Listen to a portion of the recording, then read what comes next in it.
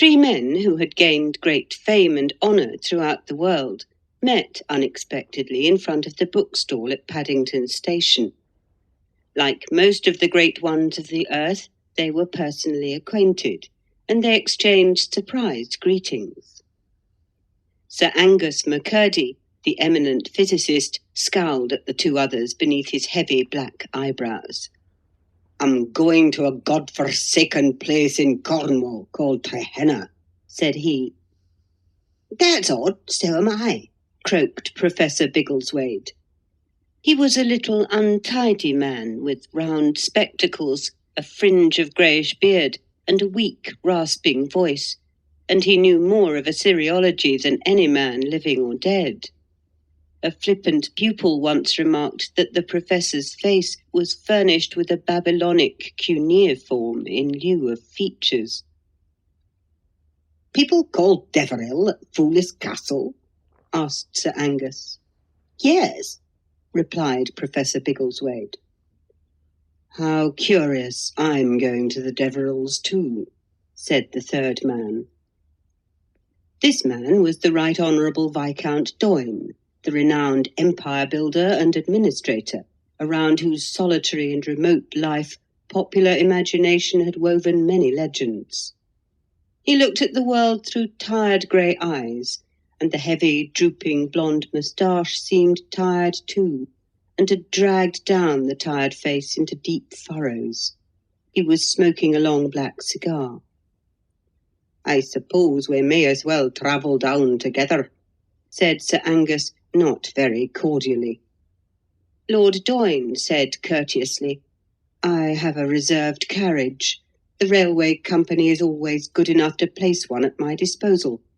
It would give me great pleasure if you would share it."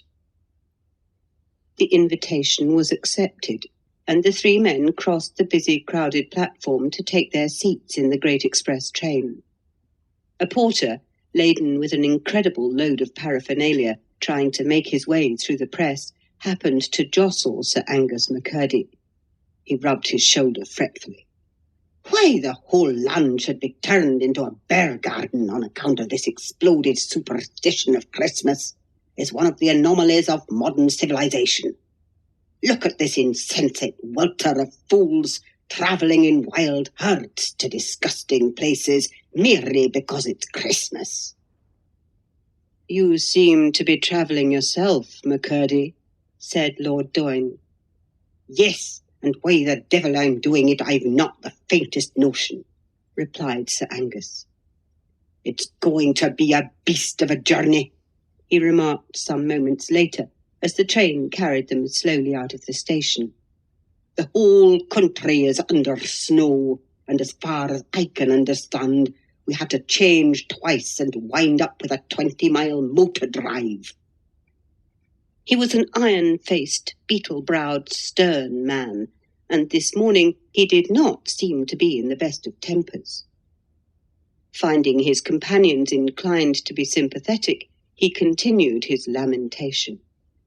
"And merely because it's Christmas, I've had to shut up my laboratory and give my young fools a holiday, just when I was in the midst of a most important series of experiments." Professor Biggleswade, who had heard vaguely of and rather looked down upon such new-fangled toys as radium and thorium and helium and argon, for the latest astonishing developments in the theory of radioactivity had brought Sir Angus McCurdie his worldwide fame, said somewhat ironically, "If the experiments were so important, why didn't you lock yourself up with your test tubes and electric batteries and finish them alone?" "Man," said McCurdie, bending across the carriage and speaking with a curious intensity of voice, "do you know I'd give £100 to be able to answer that question." "What do you mean?" asked the professor, startled. "I should like to know why I'm sitting in this damn train and going to visit a couple of addle-headed society people whom I'm scarcely acquainted with, when I might be at home in my own good company, furthering the progress of science."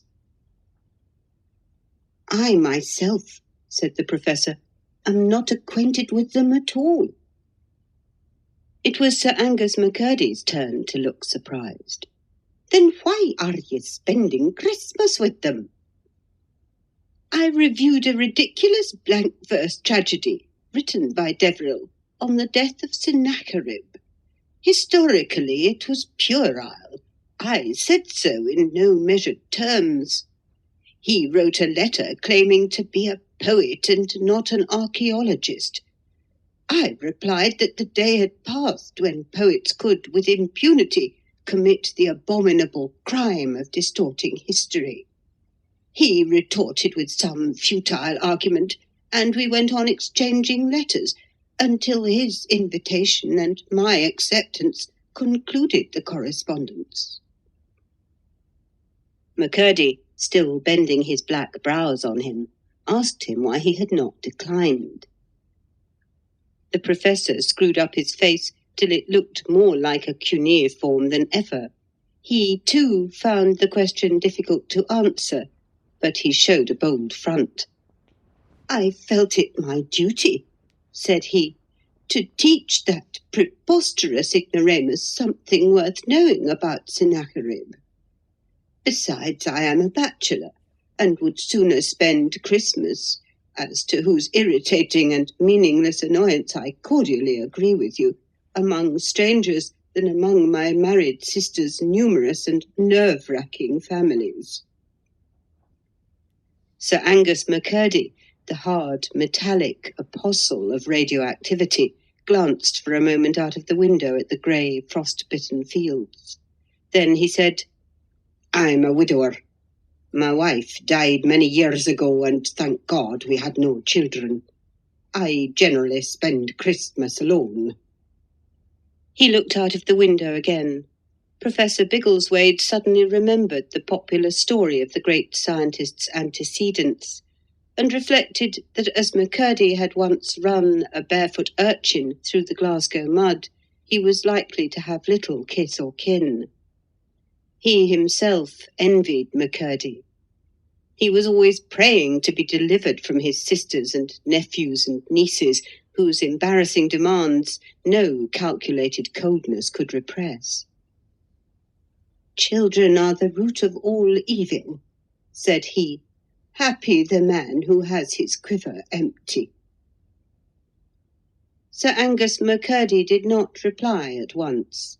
When he spoke again, it was with reference to their prospective host. I met Deverell, said he, at the Royal Society's soiree this year. One of my assistants was demonstrating a peculiar property of thorium, and Deverell seemed interested. I asked him to come to my laboratory the next day, and found he didn't know a damn thing about anything. That's all the acquaintance I have with him. Lord Doyne, the great administrator, who had been wearily turning over the pages of an illustrated weekly, chiefly filled with flamboyant photographs of obscure actresses, took his gold glasses from his nose and the black cigar from his lips, and addressed his companions. "I've been considerably interested in your conversation," said he, "and as you've been frank, I'll be frank too. I knew Mrs. Deverell's mother, Lady Carstairs, very well years ago, and of course Mrs. Deverell when she was a child. Deverell I came across once in Egypt. He had been sent on a diplomatic mission to Tehran. As for our being invited on such slight acquaintance, little Mrs. Deverell has the reputation of being the only really successful celebrity hunter in England. She inherited the faculty from her mother, who entertained the whole world. We're sure to find archbishops and eminent actors and illustrious divorcees asked to meet us. That's one thing. But why I, who loathe country house parties and children and Christmas as much as Biggleswade, am going down there today, I can no more explain than you can. It's a devilish odd coincidence." The three men looked at one another. Suddenly, McCurdie shivered and drew his fur coat around him. "Oh, thank you," said he, "to shut that window." "It is shut," said Doyne. "It's just uncanny," said McCurdie, looking from one to the other. "What?" asked Doyne. "Nothing, if you didn't feel it." "There did seem to be a sudden draught," said Professor Biggleswade, "but as both window and door are shut, it could only be imaginary." "It wasn't imaginary," muttered McCurdie. Then he laughed harshly. "My father and mother came from Cromarty," he said with apparent irrelevance. "That's the Highlands," said the Professor. "Aye," said McCurdie. Lord Doyne said nothing, but tugged at his moustache and looked out of the window as the frozen meadows and bits of river and willows raced past. A dead silence fell on them. McCurdie broke it with another laugh and took a whisky flask from his handbag. "Have a nip?" "Thanks, no," said the Professor. "I have to keep to a strict dietary, and I only drink hot milk and water, and of that sparingly. I have some in a thermos bottle." Lord Doyne also declining the whisky, McCurdie swallowed a dram and declared himself to be better. The Professor took from his bag a foreign review, in which a German sciolist had dared to question his interpretation of a Hittite inscription. Over the man's ineptitude he fell asleep and snored loudly. To escape from his immediate neighbourhood, McCurdie went to the other end of the seat and faced Lord Doyne, who had resumed his gold glasses and his listless contemplation of obscure actresses. McCurdie lit a pipe, Doyne another black cigar. The train thundered on. Presently they all lunched together in the restaurant car. The windows steamed, but here and there through a wiped patch of pane, a white world was revealed. The snow was falling. As they passed through Westbury, McCurdie looked mechanically for the famous white horse carved into the chalk of the down, but it was not visible beneath the thick covering of snow. "It'll be just like this all the way to Gehenna. Trehenna, I mean," said McCurdie. Doyne nodded. He had done his life's work amid all extreme fiercenesses of heat and cold, in burning droughts, in simoons, and in icy wildernesses, and a ray or two more of the pale sun or a flake or two more of the gentle snow of England mattered to him but little. But Biggleswade rubbed the pane with his table napkin and gazed apprehensively at the prospect. "If only this wretched train would stop," said he, "I would go back again." And he thought how comfortable it would be to sneak home again to his books, and thus elude not only the Deverills, but the Christmas jollities of his sisters' families, who would think him miles away. But the train was timed not to stop till Plymouth, 235 miles from London, and thither was he being relentlessly carried. Then he quarrelled with his food, which brought a certain consolation.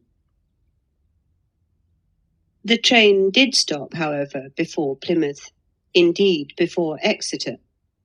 An accident on the line had dislocated the traffic. The express was held up for an hour, and when it was permitted to proceed, instead of thundering on, it went cautiously, subject to continual stoppings.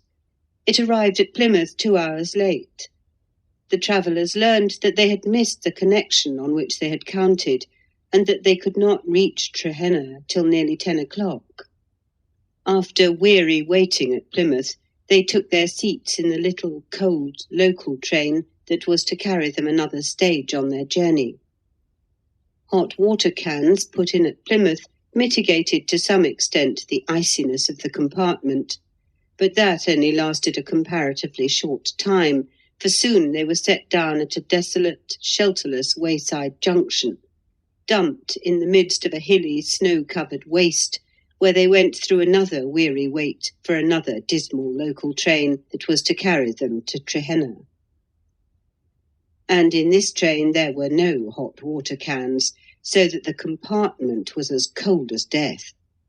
McCurdie fretted and shook his fist in the direction of Trehenna. And when we get there, we have still a 20 miles motor drive to Fool's Castle. It's a fool name, and we're fools to be going there. I shall die of bronchitis, wailed Professor Biggleswade. A man dies when it is appointed for him to die, said Lord Doyne in his tired way, and he went on smoking long black cigars. It's not the dying that worries me, said McCurdie. That's a mere mechanical process which every organic being from a king to a cauliflower has to pass through. It's the being forced against my will and my reason to come on this accursed journey, which something tells me will become more and more accursed as we go on, that is driving me to distraction. What will be, said Doyne. I can't see where the comfort of that reflection comes in, said Biggleswade. And yet you've travelled in the East, said Doyne. I suppose you know the valley of the Tigris as well as any man living. Yes, said the Professor. I can say I dug my way from Tikrit to Baghdad and left not a stone unexamined. Perhaps, after all, Doyne remarked, that's not quite the way to know the East. I never wanted to know the modern East, returned the Professor. What is there in it of interest compared with the mighty civilizations that have gone before? McCurdie took a pull from his flask. I'm glad I thought of having a refill at Plymouth, said he. At last, after many stops at little lonely stations, they arrived at Trehenna. The guard opened the door, and they stepped out onto the snow-covered platform. An oil lamp hung from the tiny penthouse roof that structurally was Trehenna Station. They looked around at the silent gloom of white, undulating moorland, and it seemed a place where no man lived and only ghosts could have a bleak and unsheltered being. A porter came up and helped the guard with the luggage. Then they realized that the station was built on a small embankment, for looking over the railing, they saw below the two great lamps of a motor car. A fur-clad chauffeur met them at the bottom of the stairs. He clapped his hands together and informed them cheerily that he had been waiting for 4 hours. It was the bitterest winter in these parts within the memory of man, said he, and he himself had not seen snow there for 5 years. Then he settled the 3 travellers in the great roomy touring car, covered with a Cape Cart hood, wrapped them up in many rugs, and started. After a few moments, the huddling together of their bodies, for the Professor being a spare man, there was room for them all on the back seat, the pile of rugs, the serviceable and all but airtight hood, induced a pleasant warmth and a pleasant drowsiness. Where they were being driven they knew not. The perfectly upholstered seat eased their limbs, the easy swinging motion of the car soothed their spirits. They felt that already they had reached the luxuriously appointed home which, after all, they knew awaited them. McCurdie no longer railed. Professor Biggleswade forgot the dangers of bronchitis, and Lord Doyne twisted the stump of a black cigar between his lips without any desire to relight it. A tiny electric lamp inside the hood made the darkness of the world to right and left and in front of the talc windows still darker. McCurdie and Biggleswade fell into a doze. Lord Doyne chewed the end of his cigar. The car sped on through an unseen wilderness. Suddenly there was a horrid jolt and a lurch and a leap, and a rebound, and then the car stood still, quivering like a ship that has been struck by a heavy sea. The three men were pitched and tossed and thrown sprawling over one another onto the bottom of the car. Biggleswade screamed. McCurdie cursed. Doyne scrambled from the confusion of rugs and limbs, and tearing open the side of the Cape cart hood, jumped out. The chauffeur had also just leapt from his seat. It was pitch dark, save for the great shaft of light down the snowy road cast by the acetylene lamps. The snow had ceased falling. "What's gone wrong?" "It sounds like the axle," said the chauffeur ruefully. He unshipped a lamp and examined the car, which had wedged itself against a great drift of snow on the off-side. Meanwhile, McCurdie and Biggleswade had alighted. "Yes, it's the axle," said the chauffeur. "Then we're done," remarked Doyne. "I'm afraid so, my lord." "What's the matter? Can't we get on?" asked Biggleswade in his querulous voice. McCurdie laughed. "How can we get on with a broken axle? The thing's as useless as a man with a broken back. Gad, I was right. I said it was going to be an infernal journey." The little professor wrung his hands. "But what's to be done?" he cried. "Tramp it," said Lord Doyne, lighting a fresh cigar. "It's 10 miles," said the chauffeur. "It would be the death of me," the professor wailed. "I utterly refuse to walk 10 miles through a polar waste with a gouty foot," McCurdie declared wrathfully. The chauffeur offered a solution of the difficulty. He would set out alone for Foulis Castle. 5 miles farther on was an inn where he could obtain a horse and trap, and would return for the 3 gentlemen with another car. In the meanwhile, they could take shelter in a little house which they had just passed, some half-mile up the road. This was agreed to. The chauffeur went on cheerily enough with a lamp, and the 3 travellers, with another lamp, started off in the opposite direction. As far as they could see, they were in a long, desolate valley, a sort of no-man's land, deathly silent. The eastern sky had cleared somewhat, and they faced a loose wrack through which one pale star was dimly visible. "I'm a man of science," said McCurdie as they trudged through the snow, "and I dismiss the supernatural as contrary to reason. But I have Highland blood in my veins that plays me exasperating tricks. My reason tells me that this place is only a commonplace moor, yet it seems like a valley of bones haunted by malignant spirits who have lured us here to our destruction. There's something guiding us now. It's just uncanny." "Why on earth did we ever come?" croaked Biggleswade. Lord Doyne answered, "The Koran says nothing can befall us but what God hath destined for us. So why worry?" "Because I'm not a Mohammedan," retorted Biggleswade. "You might be worse," said Doyne. Presently the dim outline of the little house grew perceptible. A faint light shone from the window. It stood unfenced by any kind of hedge or railing, a few feet away from the road in a little hollow beneath some rising ground. As far as they could discern in the darkness when they drew near, the house was a mean, dilapidated hovel. A guttering candle stood on the inner sill of the small window, and afforded a vague view into a mean interior. Doyne held up the lamp so that its rays fell full on the door.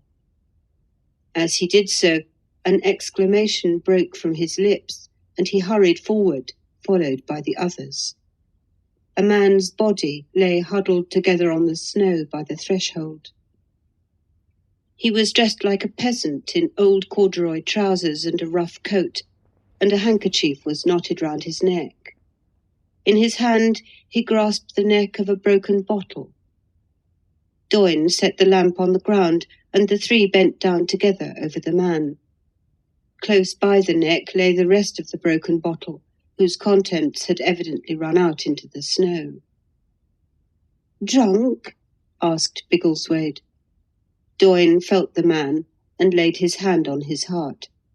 "No," said he. "Dead." McCurdie leapt to his full height. "I told you the place was uncanny," he cried. "It's fey." Then he hammered wildly at the door. There was no response. He hammered again till it rattled. This time a faint, prolonged sound, like the wailing of a strange sea creature, was heard from within the house. McCurdie turned round, his teeth chattering. "Did you hear that, Doyne?" "Perhaps it's a dog," said the professor. Lord Doyne, the man of action, pushed them aside and tried the door handle. It yielded, the door stood open, and the gust of cold wind entering the house extinguished the candle within. They entered and found themselves in a miserable stone-paved kitchen, furnished with poverty-stricken meagreness. A wooden chair or two, a dirty table, some broken crockery, old cooking utensils, a fly-blown Missionary Society almanac, and a fireless grate. Doyne set the lamp on the table. "We must bring him in," said he. They returned to the threshold, and as they were bending over to grip the dead man, the same sound filled the air, but this time louder, more intense, a cry of great agony. The sweat dripped from McCurdie's forehead. They lifted the dead man and brought him into the room, and after laying him on a dirty strip of carpet, they did their best to straighten the stiff limbs. Biggleswade put on the table a bundle which he had picked up outside.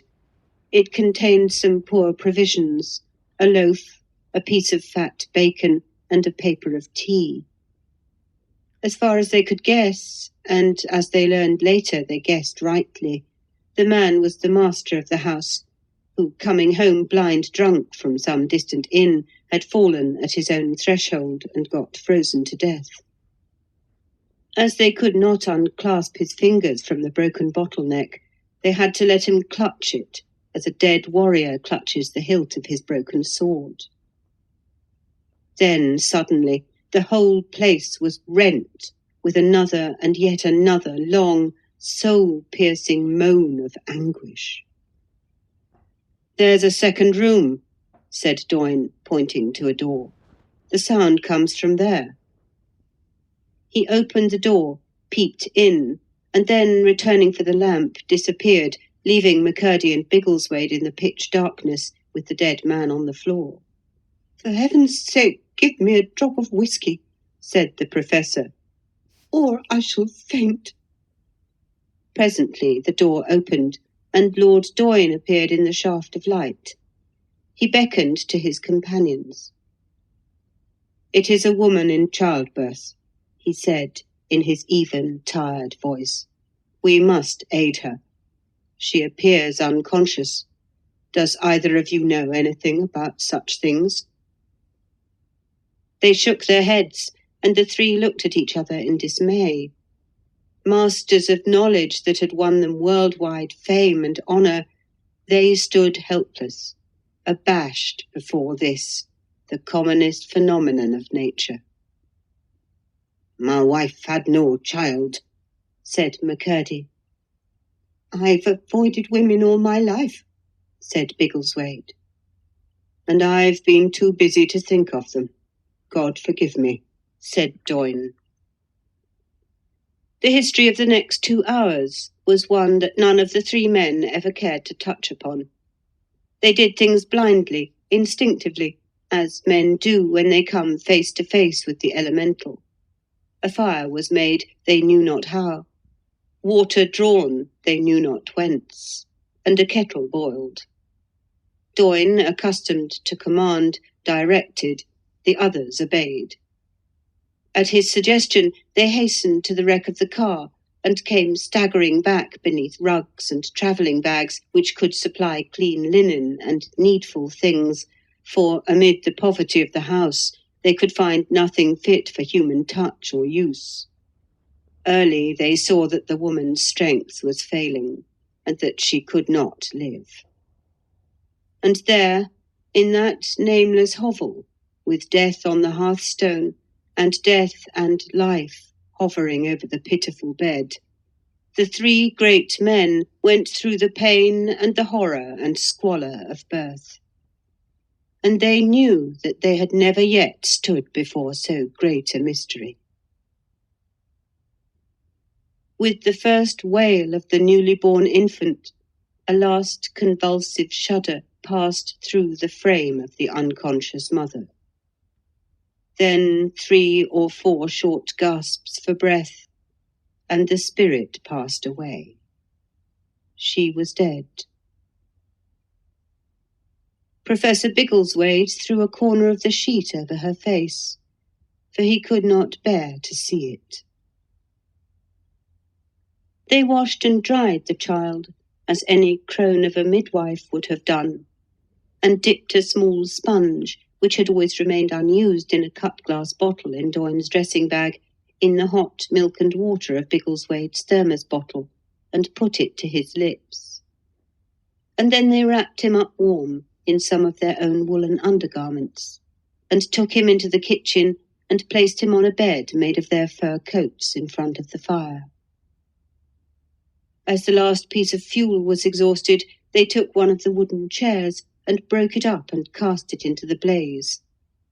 And then they raised the dead man from the strip of carpet and carried him into the bedroom and laid him reverently by the side of his dead wife, after which they left the dead in darkness and returned to the living.